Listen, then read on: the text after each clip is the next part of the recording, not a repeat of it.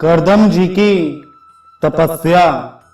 विदुर जी ने पूछा, भगवान, स्वयंभू मनु का वंश बड़ा आदरणीय माना गया है।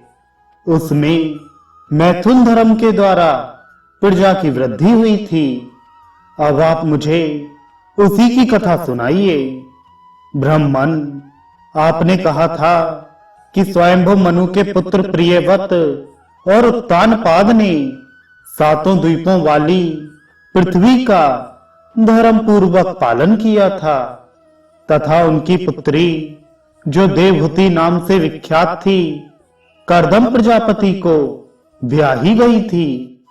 देवहूति योग के लक्षण यम आदि से संपन्न थी। उससे महायोगी करदम जी ने कितनी संतानें उत्पन्न की, वह सब प्रसंग आप मुझे सुनाइए। मुझे उसके सुनने की बड़ी इच्छा है। इसी प्रकार भगवान रुचि और ब्रह्मा जी के पुत्र दक्ष प्रजापति ने भी मनु जी की कन्याओं का पाणी ग्रहण करके उनसे किस प्रकार क्या क्या संतान उत्पन्न की, यह सब चरित्र भी मुझे सुनाइए। मैत्री जी ने कहा, विदुर जी, जब ब्रह्मा जी ने भगवान करदम को आज्ञा दी कि तुम संतान की उत्पत्ति करो, तो उन्होंने 10,000 वर्षों तक सरस्वती नदी के तीर पर तपस्या की। वे एकाग्र चित्त से प्रेम पूर्वक पूजनोपचार द्वारा शरणागत वरदायक श्री हरि की आराधना करने लगे। तब सतयुग के आरंभ में कमल नयन भगवान श्री हरि ने उनकी तपस्या से प्रसन्न होकर उन्हें अपने शब्द ब्रह्ममय स्वरूप से मूर्तिमान होकर दर्शन दिए। भगवान की वह भव्य मूर्ति सूर्य के समान तेजोमयी थी। वे गले में श्वेत कमल और कुमुद के फूलों की माला धारण किए हुए थे। मुख कमल नीली और चिकनी अलकावली से सुशोभित था। वे निर्मल वस्त्र धारण किए हुए थे। सिर पर झिलमिलाता हुआ स्वर्णमय मुकुट, कानों में जगमगाते हुए कुंडल और कर कमलों में शंख, चक्र, गदा आदि आयुध विराजमान थे। उनके एक हाथ में क्रीड़ा के लिए श्वेत कमल सुशोभित था। प्रभु की मधुर मुस्कान भरी चितवन चित्त को चुराई लेती थी। उनके चरण कमल गरुड़ जी के कंधों पर विराजमान थे तथा वक्ष स्थल में श्री लक्ष्मी जी और कंठ में कौस्तुभ मणि सुशोभित थी। प्रभु की इस आकाश स्थित मनोहर मूर्ति का दर्शन करके करदम जी को बड़ा हर्ष हुआ, मानो उनकी सभी कामनाएं पूर्ण हो गईं। उन्होंने सानंद हृदय से पृथ्वी पर सिर टेक कर भगवान को साष्टांग प्रणाम किया और फिर प्रेम प्रवण चित्त से हाथ जोड़कर सुमधुर वाणी से वे उनकी स्तुति करने लगे। करदम जी ने कहा, स्तुति करने योग्य परमेश्वर, आप संपूर्ण सत्गुण के आधार हैं। योगी जन उत्तरोत्तर शुभ योनियों में जन्म लेकर अंत में योगस्थ होने पर आपके दर्शनों की इच्छा करते हैं। आज आपका वही दर्शन पाकर हमें नेत्रों का फल मिल गया। आपके चरण कमल भव सागर से पार जाने के लिए जहाज हैं।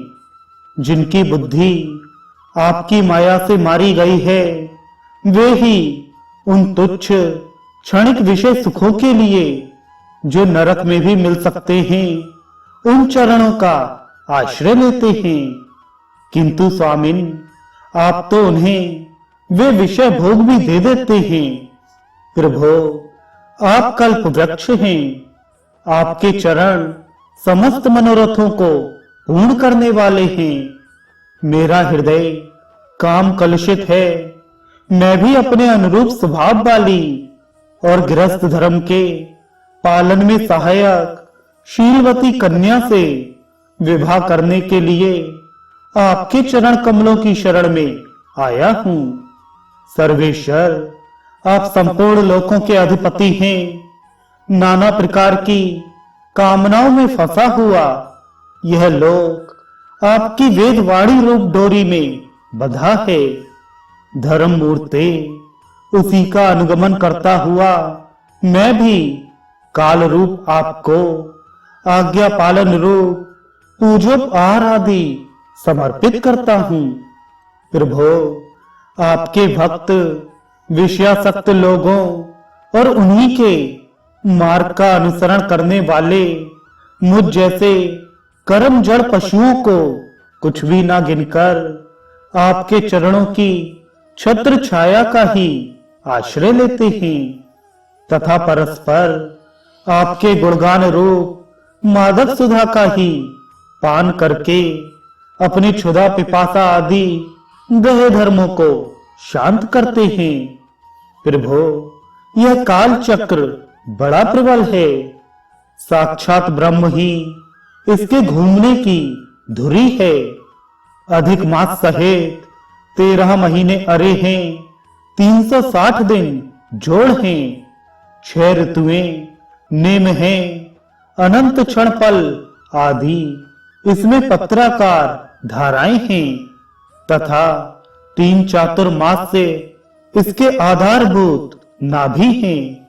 यह अत्यंत वेगवान संवत्सर रूप काल चक्र चराचर जगत की आयु का छेदन करता हुआ घूमता रहता है, किंतु आपके भक्तों की आयु का ह्रास नहीं कर सकता। भगवान, जिस प्रकार मकड़ी स्वयं ही जाले को फैलाती, उसकी रक्षा करती और अंत में उसे निगल जाती है, उसी प्रकार आप अकेले ही जगत की रचना करने के लिए अपने से अभिन्न अपनी योग माया को स्वीकार कर उससे अव्यक्त हुई अपनी सत्वादि शक्तियों द्वारा स्वयं ही इस जगत की रचना, पालन और संहार करते हैं। प्रभो, इस समय आपने हमें अपनी तुलसी माला मंडित माया से परछिन्न सी दिखाई देने वाली सगुण मूर्ति से दर्शन दिया है। आप हम भक्तों को जो शब्दादि विषय सुख प्रदान करते हैं, वे माइक होने के कारण यद्यपि आपको पसंद नहीं है, तथापि परिणाम में हमारा शुभ करने के लिए वे हमें प्राप्त हो। नाथ, आप स्वरूप रूप से निष्क्रिय होने पर भी माया के द्वारा सारे संसार का व्यवहार चलाने वाले हैं तथा थोड़ी सी उपासना करने वाले पर भी समस्त अभिलाषित वस्तुओं की वर्षा करते रहते हैं। आपके चरण कमल वंदनीय हैं। मैं आपको बार बार नमस्कार करता हूँ।